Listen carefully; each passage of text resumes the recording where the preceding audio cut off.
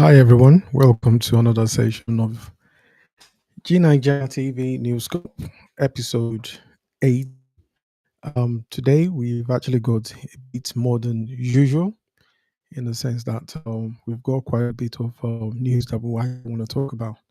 So, without too much ado, so we're going to start with the situation in Cardinal Hospital, newly commissioned by the president now, which actually is now be that we've been told that is now being abandoned. There've been a lot of accusation in terms of when things happen, when we have projects in Nigeria, see that they are half delivered or not fully delivered, and that has actually created a lot of issues. So what we're actually trying to do today is go through a series of different stories, but this is the first one that we are talking about. In case you are actually new to G Niger TV News, this is where we have a daily review. We actually select the ones that we feel that are quite important, that are quite so we have to prioritize them and actually select them. So what we do essentially is actually talk about them. So we bring them together, then we'll talk about it. You have to understand that Nigeria is the biggest, right? Giant of Africa. That's what we've been said. And before we can be giant of anything, we have to take ourselves to account. So hence the reason why we actually do this daily. So we are holding ourselves to account because if you don't have the right for yourself a giant of Africa, a giant of what? Nigeria is great. We know that. I can assure you of that. But what we want to do now is actually start with the story of a recently commissioned hospital in I think it's in Kaduna actually. Yeah, Kaduna. Kaduna Hospital newly commissioned by the president, President Ahmed Tinubu. Now it actually says that it has now been abandoned. Okay, so it's very disheartening. So the story actually says that let me bring this up. Sorry for those who are on TikTok, you not to see my screen, but please, for those who are on TikTok, please make your comment if there is anything that you actually think yeah. So let's hear it. But the first one, like I actually said, is when we have projects, we want the project to be genuine. We don't want any funny. Now, while I'm not accusing the presidency of, coming up with some fake projects, but there is a story behind and what we want to understand. And we want to know why we will have a project and then we're having all these issues. I mean, it doesn't sound right. So basically, what happened is that this project was actually inaugurated with great fanfare. People are talking about what is happening, so much, So then it then happened that all of a sudden, I think within 2 months, people go down to the hospital and they find the place there is empty. And they are thinking, what is going on? How is that possible? What do you mean it's empty? The president, this thing was so much was actually spent. So why would this happen? So let me just go through what was actually written here. So it said the Millennium City Specialist Hospital, commissioned by President Bola Ahmed in June 2025, literally like 2 months ago, has been described by residents as deserted, non-functional, barely 2 months after its inauguration. 300-bed facility located in Millennium City, Kaduna, was celebrated during its launch as a major milestone in the state's healthcare development. However, residents now claim the hospital has remained empty since the commissioning ceremony. Speaking on Saturday, August 23rd, 25th, Umar Babali, a former APC state delegate, lamented the situation. He said he visited the hospital today. That's 23rd, today. We're still in 23rd anyway. But found the place empty. He noted that they passed by the area almost every day and it was always the same. No one was around. When you begin to look at that, what is going on?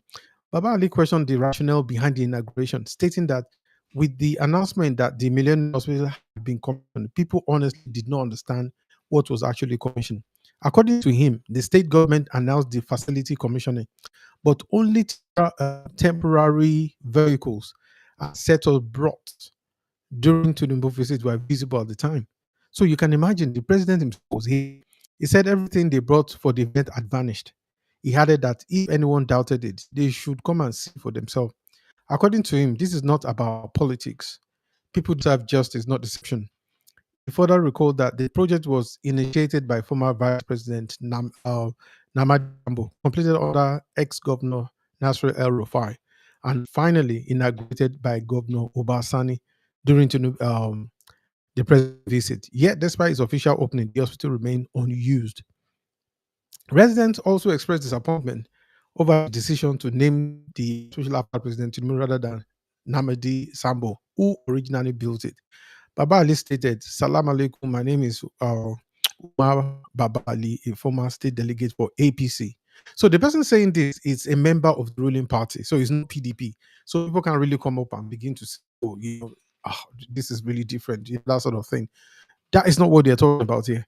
So he's not a member of PDP or the ADC, any of the parties, okay, opposition parties, none of them.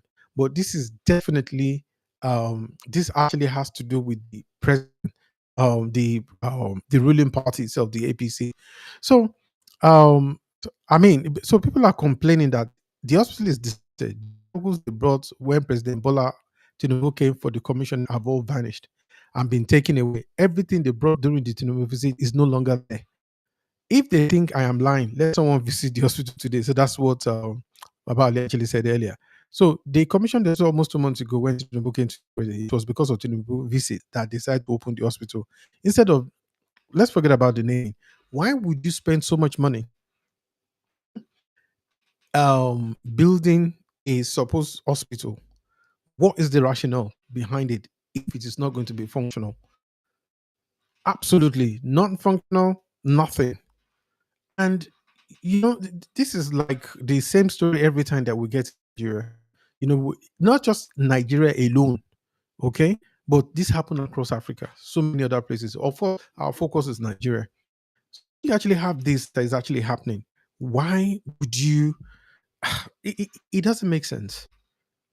Okay, so I'm not going to make any wild accusation, but we need to know. So if anybody have an idea of what's going on, if you're from Kaduna and you have an idea, please, please, please, please.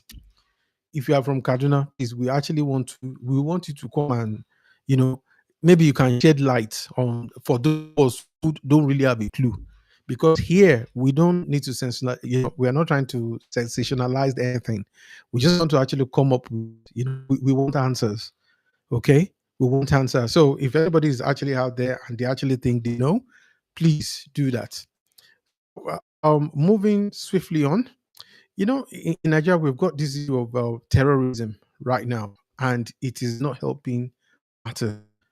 There is so much that is really happening that you're beginning to wonder. Do look, Nigeria has the best army, okay, security services and all that.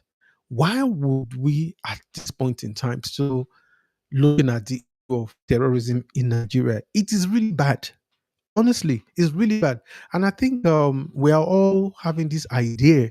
We seems to have this idea of everybody's pretending everything is normal. When you travel from one state in Nigeria, especially when you come, say, for instance, from the southwest, you're going to places like Benin, Abuja, and all that. You're playing Russian roulette. You're playing Russian roulette because you don't know what is along the road there. So right now people have to travel whether they like it. Those who can afford it don't travel by road. I believe, please correct me if if I'm actually wrong. Most of the elite don't travel by road because when you hear things from those who have actually gone through the hell being kidnapped in Nigeria. Jesus Christ. You wouldn't even want to go to the next state. Maybe it's even 30 minutes away. Because some of the stories that are coming out, I know it's worse in the northern part of the country. Okay, it's really really bad. Is that bad? So we actually have a lot of you have heard about what happened in Casino State. I didn't know about this until I think it was this morning that I actually thought that I decided that look, you know what, we need to actually talk about this. This is not it's not a religious thing. This thing is not a religious thing. this thing, the the people who came themselves, they were actually Muslims themselves. Those are the bandits, the kidnappers, call them whatever you want to. These guys went into a mosque and they started shooting at everybody. Well, these guys were actually praying. So it's not even a matter of that maybe you're a Christian, whether you are from one other religion or not. That is the point at all. These guys they were shooting people as if life meant nothing. And I believe that psychologically, the kind of people that do this, they will be under heavy drugs because there's no normal human being that will actually would do. You look at other human being, they've not offended you, they've not done anything, whatever, and then you end up just shooting them, unaliving them for what? Without regard for nothing. Some of the videos now, when I get sent, I don't even look at them because honestly, for everyone, you need to be careful when you're watching this kind of video. It's not like you are being weak-minded; you are protecting yourself. You see, sometimes I would like to know whether we're in a state of war that the citizen don't know. Maybe we don't know. They need to tell us whether we're in a state of war so that you can do what? So we can rise up to the occasion. Because Nigerians right now, they are like easy picking. They are like, so to speak, sitting duck. All those playgrounds you go to, so you take all those guns, all those toy guns, then you actually shoot. The dogs are just sitting there staring at. Then you shoot them one by one. So if you are successful, then you actually, they give you a prize. These guys are, you know, more people, well, the truth is not the civilians are not trained in warfare. So anytime, I mean, we've seen people that even come from abroad who have been unfortunate enough to fall into the hands of these people, and the way and manner they've treated them. Women, these guys don't have any regard for if, yeah, whether you are a child, whether it's even worse for women and for children, even the elderly. When you see it, I see these people as cowards. You know, they see the, I see them as cowards. And then I'm wondering, there have been issues where there have been allegations that, we have some, I will say well-meaning Nigerians, that we have some politicians who are actually sponsoring this. During the time of the President Buhari, I remember that I think it was Dubai. The government of Dubai actually sent a list. They identified they actually identify some Nigerians who allegedly were sponsoring, terrorism in Nigeria. So everybody was waiting that okay, we want to know who these people are. Guess what? Nothing. Nada. Nothing. Nobody was mentioned, except for security reason. Till today, we have no clue of what is really going on. So, well, the story goes that with the Kaduna massacre, so this was actually, we have one of the victims that survived. So he actually came up. He said, at dawn, the air in Lumfashi is usually thick with soft whisper of prayer and the faint crow of roosters. But on the morning of 19th of August, when the faithful had gathered for prayers at the mosque, that the serene atmosphere was ruptured by gunfire instead of of voices rising in devotion. I found the sound of the muezzin calling us in, says Malankabe. We were in the second raka when I heard the motorcycles, then gunfire.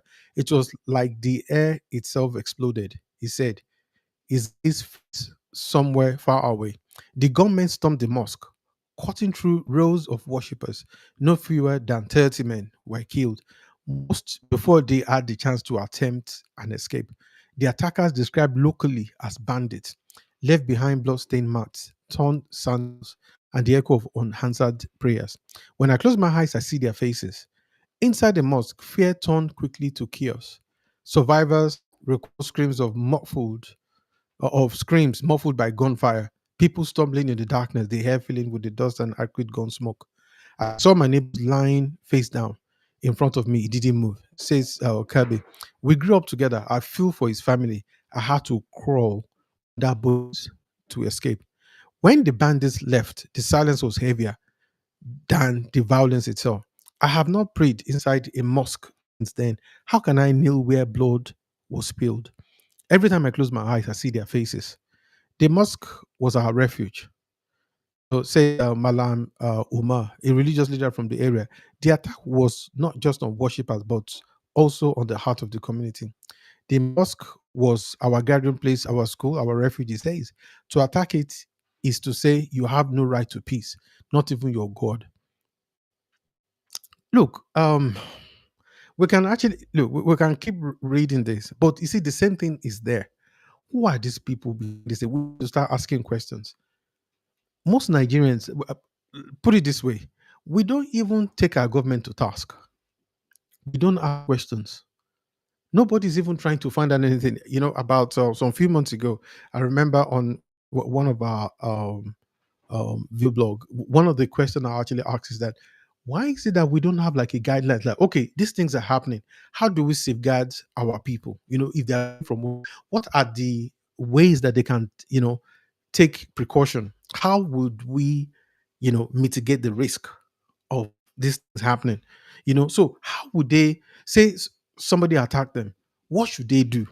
We don't have anything like that. We will just say that yes, it's the army, the DSS, all the security service, they're doing a great job. But sometimes I feel that most of our guys are, in terms of the soldiers and all that, they're going through so much. These guys, so what is are we being carried along? There should be a concerted effort.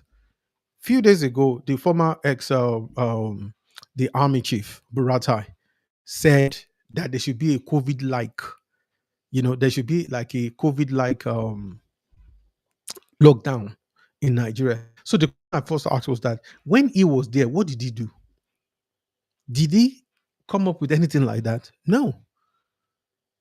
It's unfortunate. I'm a nationalist. I believe in one Nigeria because we are stronger together. And I can understand those who are agitating to say separate because they feel that a section of the country has undue advantage over others and are dragging the rest of the country back. It is not an abuse. It is just that we're stating facts. When you have a situation where it seems as if, it's a bit like you have a basket, you're pouring our resources, water and everything, distribution of wealth in the country. Just it is not an excuse. You won't say that because somebody, an armed robber that went to go and steal and kill because he's hungry. I've heard of stories of people who actually, well, he was going to get married, so he went to do what? He actually went to, rob some people, and he killed those people in the process because he wants to get married. Is it an excuse? No. So it's really really very important that when we're looking at these situations like this, to state facts respectfully and be very firm in our resolve. You know, we need to start taking our this into account. I'm tired of have those who have the power and the influence while they are in power. It's after they've left, they will now be coming with some things that they will never say when we're there. So I think they should just keep quiet and just go and enjoy whatever things they've actually gotten. Because it's totally it's total nonsense to really come medicine after death. You are telling us that we should have a COVID like. Why didn't you tell President Buhari back then? We need to do this. Life is not forever. And I think those in power seems to forget that sometimes. That they think, they're just going to be there and without minding, what the impact of their policy, their attitude, and their character on the Nigerians. Nigeria is a country of over 250 million. God forbid that we'll have internal strife. Which country will take us? Is it Togo? Is it Ghana? In Ghana, where they're already saying that Nigerians go back to your country, you know? I think Ghana will say, we have what's it called now? Where we say Ghana must go back. Forget about that. That happened in the past. Ghanaians throughout Nigerians, the Nigerians throughout the Ghanaians. So it was tit for tat. But in this case, yeah, they actually have some legitimate things. But that's not the focus of our talk tonight. We should be looking at things that matters, where we don't create a people who are absolutely desperate. There are people that, women, I'm not even talking of the guys now, women went to Libya. They were treated like rubbish. Rubbish, in fact, rubbish is even treated better. They were repatriated back home, flight. Guess what? They went back again.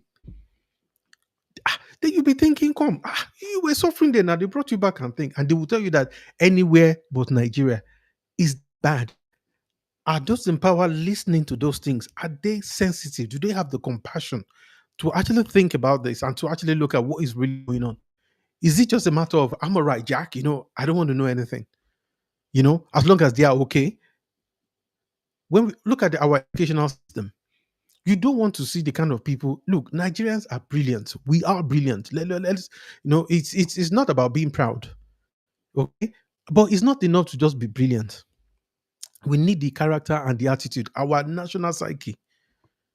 When we have Ghana, we have South Africa talking, those who are bad are giving the rest of us bad names.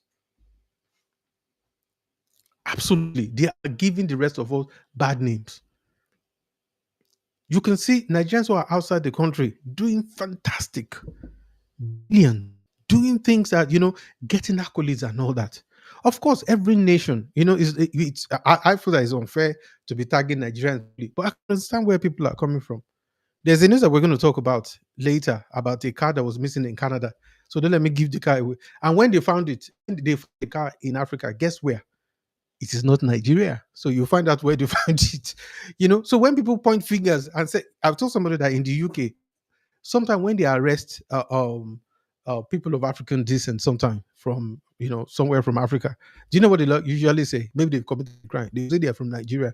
It's only when the security services now do their due diligence and actually identify exactly where they came from. They are from other African countries. Why? Because Nigerians are supposed to be known for all sorts of things that we're actually looking at.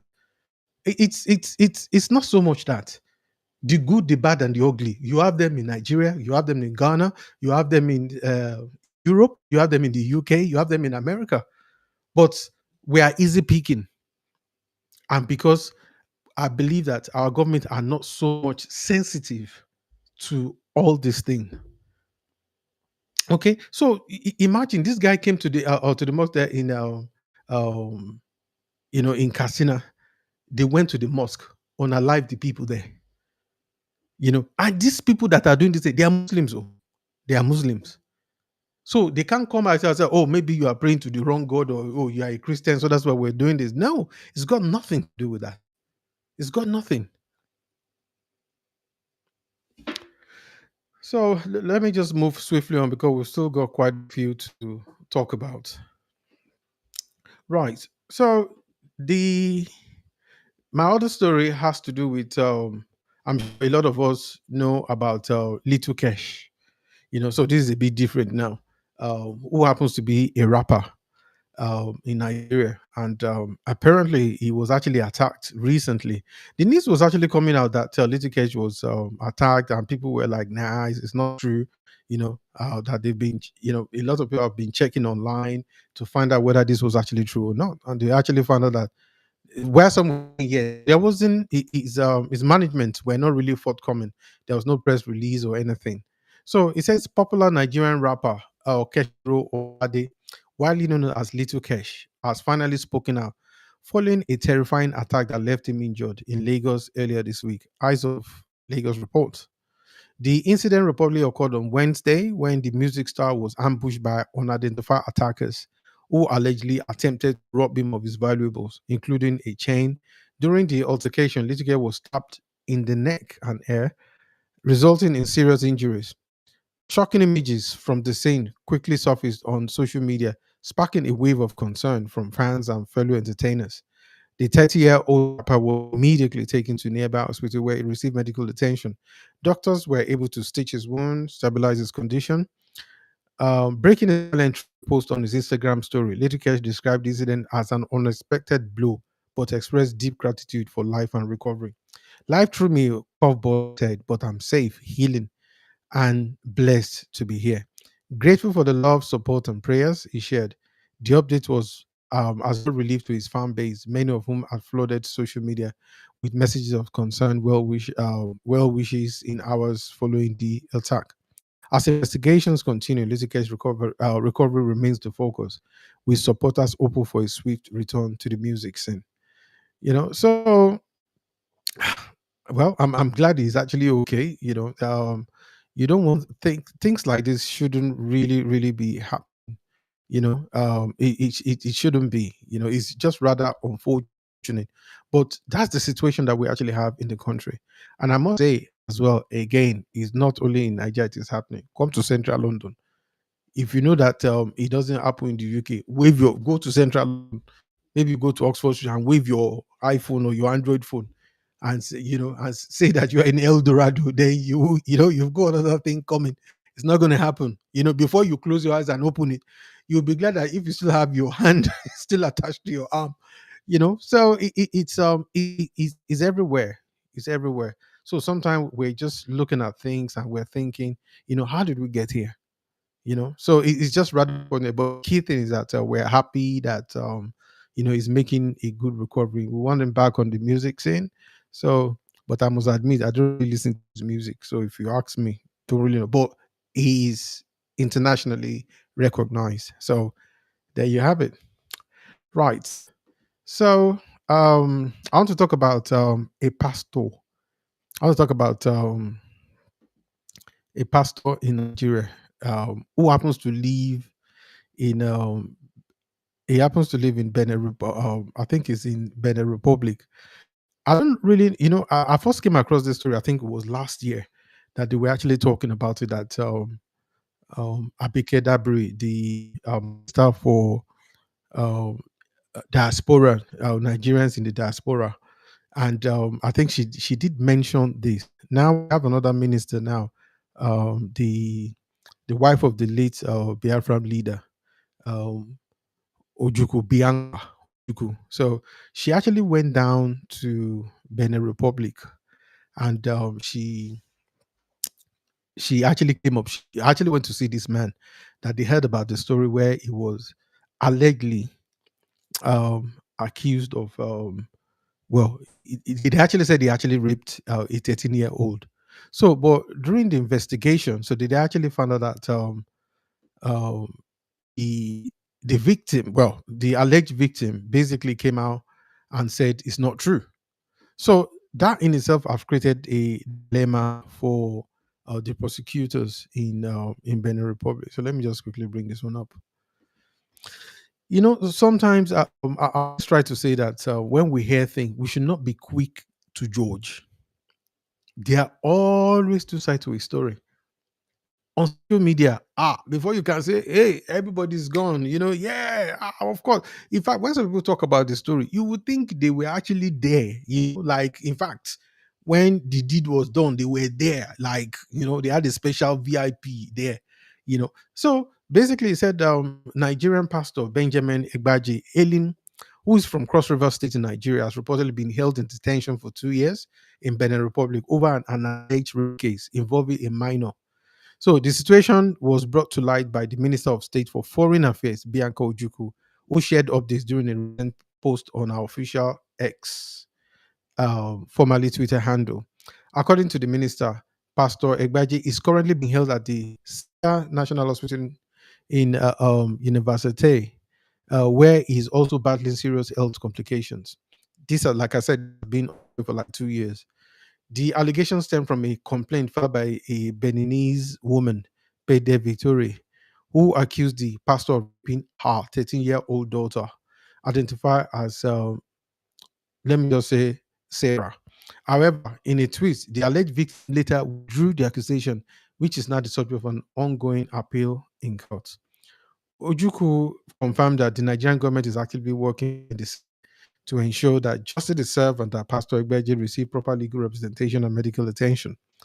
I appreciate the cooperation of the Minister of Foreign Affairs, the Minister of Justice, and the government for facilitating access to Pastor Benjamin Egbaji. She stated the case has stirred reaction among Nigerians both at home and in diaspora, especially as questions continue to arise about the pastor's prolonged detention despite the change in the accuser's testimony. As diplomatic effort continues, the Nigerian Foreign Affairs Ministry says it remains committed to protecting the rights of citizens abroad, especially in cases where legal processes appear to be delayed or mishandled. So, I mean, it's a terrible thing. Uh, this is one of the things that sometimes that gladdens my heart when I see that the government seems to be demonstrating some sort of compassion. I just wish that we actually have this, consistently. So it's been said that the alleged victim has actually got to say it never happened. So whatever happened, I don't have a full story, and I'm not going to create one to bridge the gap. So apparently, somebody, how it is in some cases where somebody will accuse somebody of rape. Then later they will come, it didn't really happen. Why? Because so it was done out of malice. I won't say more than that. But the point I actually want to make out is the Minister for Foreign Affairs, Bianco Juku, she's doing a fantastic job. I don't know her, but when you actually see things like this, that's exactly what should be done. There should be intervention timely. 2 years is too long. So justice, I mean, should speedily. So, right, I think we've got another story coming up. And this one is we actually like is about a comedian that drives in Lagos. This one is really is really on. It's really really funny. For those who are actually trying to actually get me to add them to uh the live program, do that later, but not right now. So if you have anything to say, don't worry, I will actually will bring you on. So yeah, hi Danny. All right. So we have this comedian in Nigeria. So that said, let me see, take this off. This guy is doing very well as a successful comedian, and he is known in Nigeria very well. I don't know whether he's known outside the country, but he's known very, very well in Nigeria. And the comedian is it Zik Saloma Vent Agrili said, "I'm tired of driving in Lagos." So what happened? Let's see the story. He said comedian Zik Saloma says he has had it with Nigerian police. So much that he's ready to give up his right. In a new video posted on Instagram, the skit maker revealed he wants to sell his Benz. He has a very beautiful car anyway. Not because he's broke, but because of constant harassment from police officers who stop him more than 5 times in a single day. According to him, the drama starts as soon as he leaves his house. He narrated how officers allegedly blocked him, jumped into his car, and demanded that he follow them to the station over excuses or another. He said even when he presented valid documents, including his stint permit, they alleged insisted it was fake. In Nigeria, if your vehicle is tinted, even though it's factory made, there is a level, there's a degree that your glasses can be tinted, and if you don't have the right document to say that you're not Yahoo Yahoo or some sort of person, they will take your car and they will make. In fact, you just better you just leave them, just go and buy another car. so, so it's a Zeke Saloma recalled one incident where things got even more suspicious when they tried to walk him behind the station instead of letting him enter the main building. Ah, eh. Until passersby begin to recognize him, calling his name, which seemed to make the officers change their approach. He said eventually he was released after more than 30 minutes of back and forth.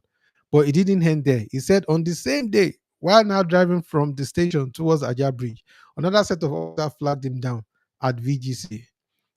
He was stopped again, and even on his way back, yet another group waved him down. He said, frustrated, the committee declared he's tired of driving his Benz in Lagos because it seems to him that the car itself has become a magnet for harassment. The thing is this, right? Let me put it to you this way. There was a time in the UK, I would say that, because I used to live in East London, and I remember that we drive. Once you are two of you in a car, like when I said not just any car, if you are driving one of those old like escorts. The police, nobody will really. If in fact, if you are like two of you and you are back and you are driving and you have a base, in fact, the door cap was magnet. That was one. Then if you happen, because a lot of Nigerians back then drive Mercedes, and BMW. It was true that quite a lot of people that were driving those cars were into fraud. So the police have, they profile you, even if when people were getting jobs and buying, they could buy expensive cars until it died down. Now, if you are driving there, nobody, the police, they just, in fact, they even wave to you. Say, okay. But then if you are two black people, and we know that a lot of black people, then we love our baseball cap. And when you put on the baseball cap, or more, before you know it, you have like about four cars. You have about four police cars. Start stopping you like, yeah, okay, right. Before you know it, they're talking. They are stopping you because of they're looking at the car. They're looking at you. How can you, a black guy, how can you afford this car? And then before they do it, they start asking you, where are you from and all that. Anyway, so that was what used to happen then. So until that actually faded away. Now we have this situation now happening in Nigeria because there's a lot of things happening. You have now young Nigerians who are doing absolutely brilliant. They are doing a lot of stuff in Nigeria. They're not doing 419, they're not doing, Yahoo Yahoo or whatever. They have legitimate this in there. The advent of the social media has created, a class of young, not just young, young, middle class, whatever, you know, who are into the skit makers, comedians. They have their niche and they are doing fantastically. They are doing fantastic. You will. I don't think you will ever catch any of them saying that they want to come to. They want to relocate. You won't, because what they are doing over there is legit, and they are making bastard money. No doubt about it. Okay, so this guy, I've seen some of the guy is quite brilliant actually. You know, and they just the police are just asking them to see you. Just it's almost the same thing that was happening here in the UK back then. Once you're actually sitting in a car, so they are looking at you. Okay, well, how did you manage to, how did you manage to, you know, how can you afford this? We know the economic situation in Nigeria. Nigeria's economy is a bundle of contradiction. You will see the rich, the very poor, the poorest of the poor. You will be there, and you actually will really see these other people as well. Who are. I mean, you would think, where did these guys? There are some of the cars you- probably you will see them in, um, where the super rich are. You see the super rich driving those kind of cars, and they can afford it. You say, okay, go and check Burna Boy now. See the kind of, okay, he's known as an artist, but it's not just the artists themselves. You know, we have all the Emanuela, and co. So many of them, brother Shaggy. I mean, check them out. These guys are doing fine. I'm really happy about that. The opportunity is there for anybody. You want to succeed over there in Nigeria. So when they take it quite seriously and they're making serious money, it's really, really unbelievable when people actually look at that. But when they actually see that, they just can't believe it.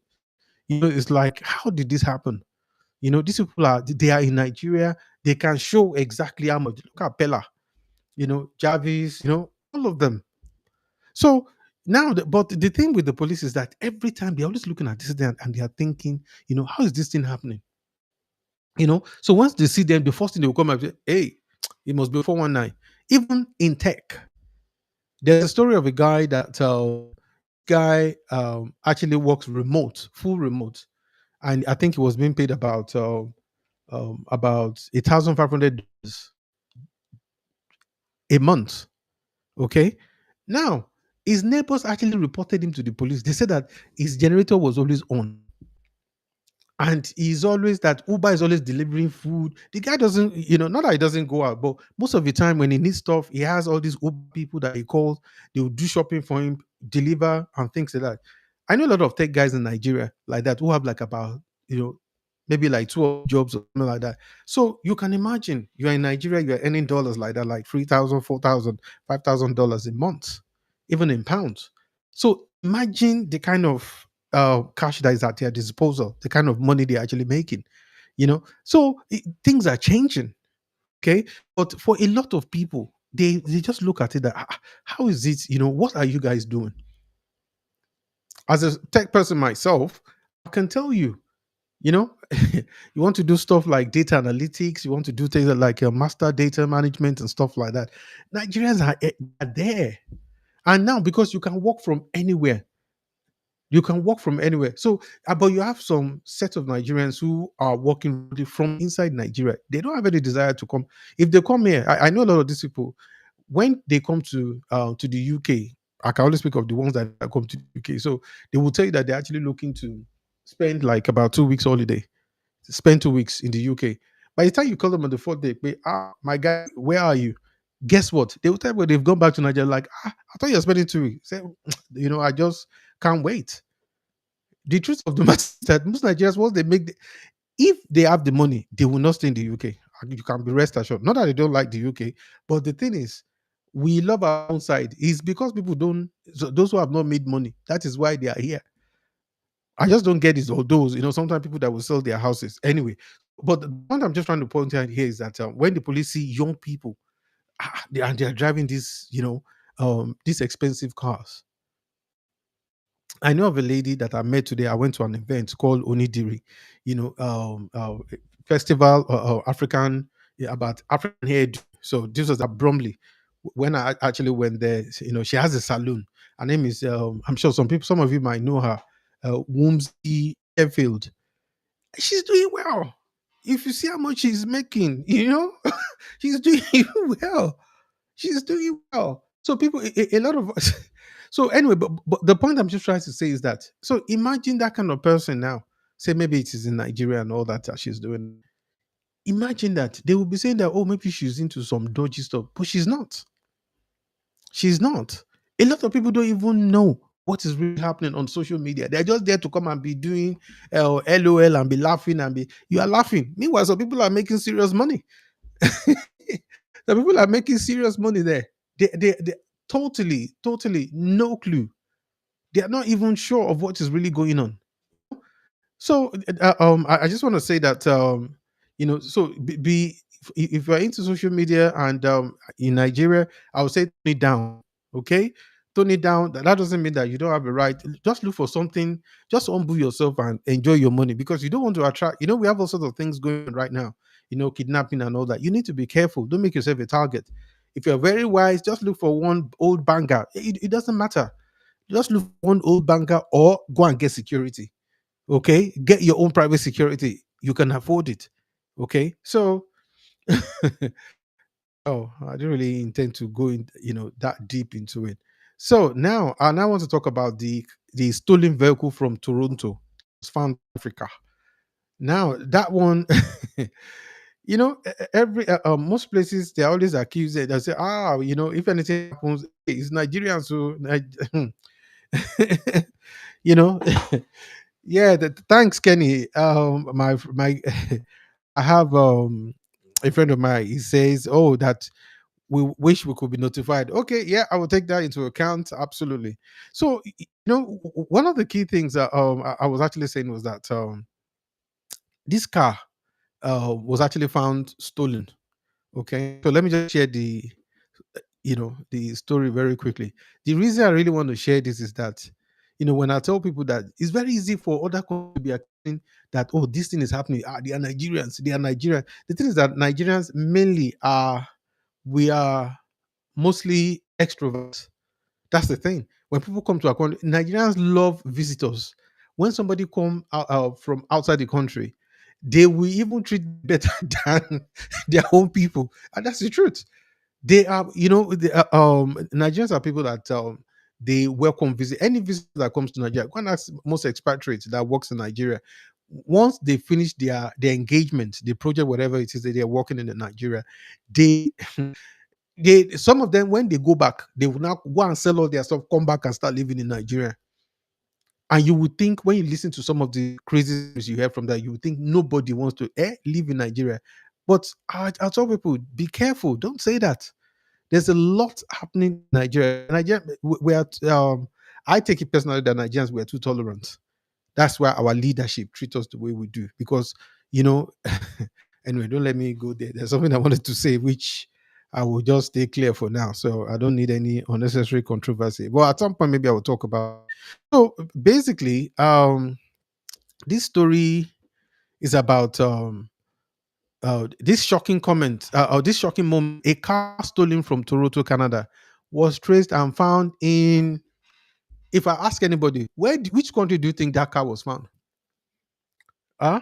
So can some of you guys put it inside the comment section? Which country? Just think it's Nigeria, put it there. If it's Cameroon, Benin, South Africa, whatever, put it in there. You'll be surprised. You'll be surprised. Guess what? The country in question was in Ghana. It's in Ghana in recent times that they've been saying that Nigeria must go, and I believe that when they said it's not because Ghanaians don't like Nigerians, it's because, which is really true. Some of our people, their own is too much. When they go to a host country, they forget that they are guests there. They begin to behave as if they are omonile of this is somebody else's country, and they've been gracious enough to actually allow you to stay there, so that to the extent that they felt so free, you now begin to say that now we want to do, we want to turn some part of Ghana into another state for Nigeria. It's not done. Absolutely, it is not done. So of course, anything that was happening in Ghana that was negative, they started saying it's Nigerians. So was it that in Ghana we don't have armed robbers there? Of course, we have armed robbers there too now. We have people that were there, but that does not negate the fact that we have some Nigerians who are absolutely, sorry, but they are not well up there. Yes, they are my brothers and sisters. You can't deny them that. But then these are people that you just think, why would they behave like that? You go to somebody's house, then you're not telling them, okay, now you want to create your own enclave. What are you trying to do? Okay. So basically, now with this that actually happened, this stolen car, it was in Ghana. They found it in Ghana. It wasn't in Lagos. Oh. It was found in Ghana. So when you're trying to say that, oh, everything that bad, it must be from Nigeria, absolutely not. Every country has the good, the bad, and the ugly. I've met great Ghanaians. I can tell you that. You know. So kudos to my Ghanaian brothers and sisters out there. But they're also obnoxious Ghanaians. I've worked with some of them. You don't even you can't even stand them. Some of the Ghanaians. And like I said, they are great Ghanaians that, you just love them. So many of them that, they're brilliant guys, brilliant business people, great achievers and all. So it's the same thing we have in Nigeria as well. So people should be careful. Don't just say, oh, you don't make those kind of sweeping statements. Those are sweeping. You don't say that. There are different people that do different things. We have them everywhere. Is it all white people that are racist? Of course not. It's not all white people that are actually it's not white people that are racist. It's not. So that's what really happened there. So a man who introduced himself as David Common, an investigative journalist with CBC News, put a call through to one Green Leonard, the original owner of the stolen vehicle, after finding a paper inside the car that contained Leonard's details. He later requested permission to FaceTime him, and during their conversation, Leonard explained how his car had disappeared last year. So the car has been stolen for over a year, and at the end of the day, he said it was stolen September, October last year. So when asked what happened, he explains. So we were going out that day in the morning. My wife went out to get the car. She was in the driveway. When we checked the camera, the video from the Ring doorbell, about 3 in the morning, you see a car and two guys pulled up towards the driveway. And about 4 minutes later, the light goes off. They are gone. The car is gone from the driveway. So at the end of the day, when the car was finally found this it was actually found in West Africa. It was found in Ghana. So when people are saying, "Oh, it's Nigerians," it's Nigerians. So there you go. So we say about that. What would you say about that? You see, the kind of jaguda that you have in Nigeria, have them in Ghana. It's as simple as that. So please stop. All the ills of Africa is not the fault of Nigerians. Sometimes look at people; they are there as well. Yes, Nigeria might be the most populous, in Africa. So I think that actually makes Nigerians easy target. Right. Okay. So the last and not the least. So we're going back to the story of the terrorism. And I actually spoke about what the former chief of army staff, Buratai, actually said. In terms of that they should have a COVID-19 sort of lockdown, that they should actually have it in Nigeria. And I said, when he was chief of army staff, what did he do? What did he do? Did he say something like that? Nope. Now that he's out there, he has now retired, he's enjoying his money. Now he's now performing a statement. No, he should keep his statement. He should keep his advice. He should keep it in his house, because when he was there, he had the influence and the power. What did he do? Jack, nothing.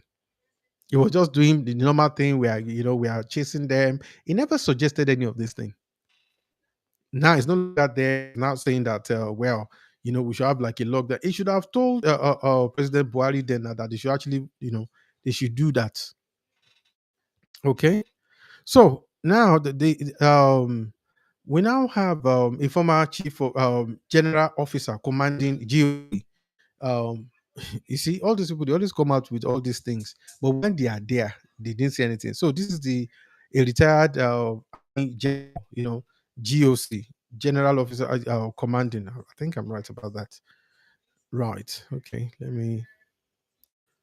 So basically, what he said is the former general officer commanding GOC of the Forces Mechanized Division, Nigerian Army, Kaduna, Major General Anjum Ali Kefi, has retired, has claimed that powerful individuals linked to terrorism, financing, and oil smuggling in Nigeria were exposed by security investigation, but later shielded from prosecution. Did you see what we're actually saying? That, so these people are known, but they are being shielded. So what's the point? So Nigerians will continue to bear the brunt. Is it? Why is that? Speaking in an interview on Arise News Channel on Thursday, General Ali Kefi, who once headed the Operation Service Wing, tasked with dismantling terrorist financing network, said staking investigation revealed financiers, facilitators, and sponsors of Boko Haram terrorism, including some with political connections. According to him, the coordinated arrests of Boko Haram leaders and financiers around 2017-2018 significantly weakened the insurgents, leading to mass surrenders and eventually the death of their leader, Abubakar Sheku. When you take out the leadership, you decapitate the organization and render it ineffective. That was what we did. And you saw the massive surrender of Boko Haram fighters and their families, he said. Ali Kafi disclosed that Nigeria efforts enjoyed intelligence support from foreign allies, including the United Arab Emirates. And it was UAE that actually gave us those lists of the spoils that the presidency under President Buhari sat on, and they never shared the information. United Kingdom and United States. The retired Army General revealed that investigations unearthed shocking connections, but were not acted upon thereafter. We stumbled upon an airline owner who was allegedly moving weapons for Boko Haram. Some of those arrested were linked to cabinet ministers, even retired senior military officers, he recalled. He lamented that despite the presence of representatives from the Department of State Services, our Defense Intelligence Agency, DIA, Nigeria Financial Intelligence Unit, and the Office of the Attorney General of the Federation during the probe, high-profile suspects were quietly released. Did you see that? So we know them, but do they have anything the power be that they had to release them? Because sometimes there was in one of the northern states recently, there was a drug baron top guy that was arrested. It was the commissioner, one of the commissioners in the state, who was the one that did what? He actually made stringent efforts and actually got this person bailed, to the extent that when the governor of the state actually heard about it, immediately they asked him to resign. And I just feel that they should not just ask him that, they should investigate him, because that means it must be a beneficiary one way or the other. But since then, we've not heard anything. There is no follow up, or of really, we've not heard anything. As the commander, I've made my concern known to the president at the time. He assured me I reported to him alone. As the investigation progressed, I began to see hesitation and resistance. Eventually, some of these people were released and never prosecuted. General Ali Kefi stated, "That's not my word. I'm quoting him. That's what he said." And he should know. I should know, because of his job. Because of his job, the area of scope it was actually. So it was, the security investigation that they actually later shifted from prosecution. So it's it's just unbelievable that we actually have something like this actually happening. It shouldn't be at all. It shouldn't be. So unfortunately, um, I don't know how we're actually going to deal with this. Except we begin to apply, the rule of law, and there is enforcement. If there's no enforcement, so that means that there's selective what? We have selective, persecution. That is what it looks like. I've never seen anybody that has been who has been identified as high up there, a powerful, influential on terrorism. Never, not seen it. So, so that's it. So each time they say we are carrying, so if we're just arresting the foot soldiers, it doesn't matter. The guys will always come back. You know, if all that we're actually doing is just doing that and getting rid of people and all that, the arresting the foot soldiers, the front line, it is the head, like was said earlier.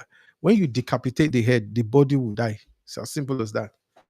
And unfortunately, that's not the case now. So just want to say thank you. And what we're looking to do is what we're looking to do now is well, we're just gonna wrap up. So back again same time tomorrow. And I think